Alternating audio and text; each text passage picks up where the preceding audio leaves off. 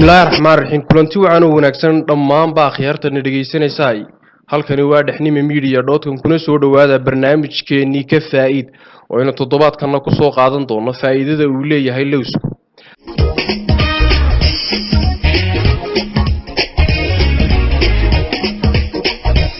toddobaadkii kan horeeyay waxaanu ku soo qaadanay 6 faa'iido oo ay leedahay sinjibiishu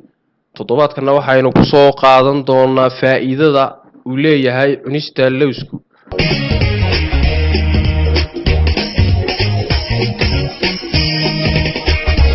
wargeyska time.com oo ka soo baxa dalkaasi Mareykanka ayaa daabacay warbixin iyo daraasad dheer oo lagu sameeyay faa'iidada uu caafimaadka u leeyahay lawska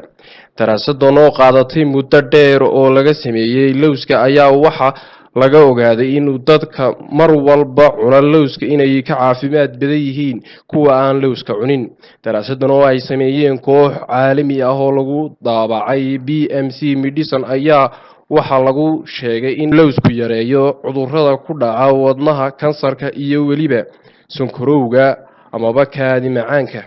29 daraasad ah oo laga sameeyay lawska lana weydiiyay 800 oo kun oo ruux ayaa waxa la sheegay in boqolkiiba 30 uu yareeyo cudurka wadnaha boqolkiiba 15 uu yareeyo kansarka halista ah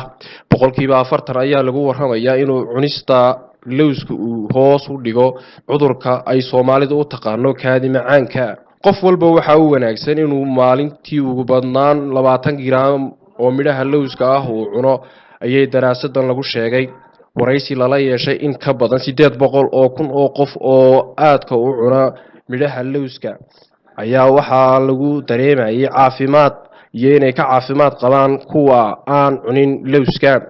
haddaba daraasadan ayaa inoo cadeynaysa faa'iidada ay leedahay midhaha lawska oo ah kuwa dabiici ah oo isla mar ahaantaana ka baxad meelo fara badan oo ka mid ah dhulka ay Soomaalidu degto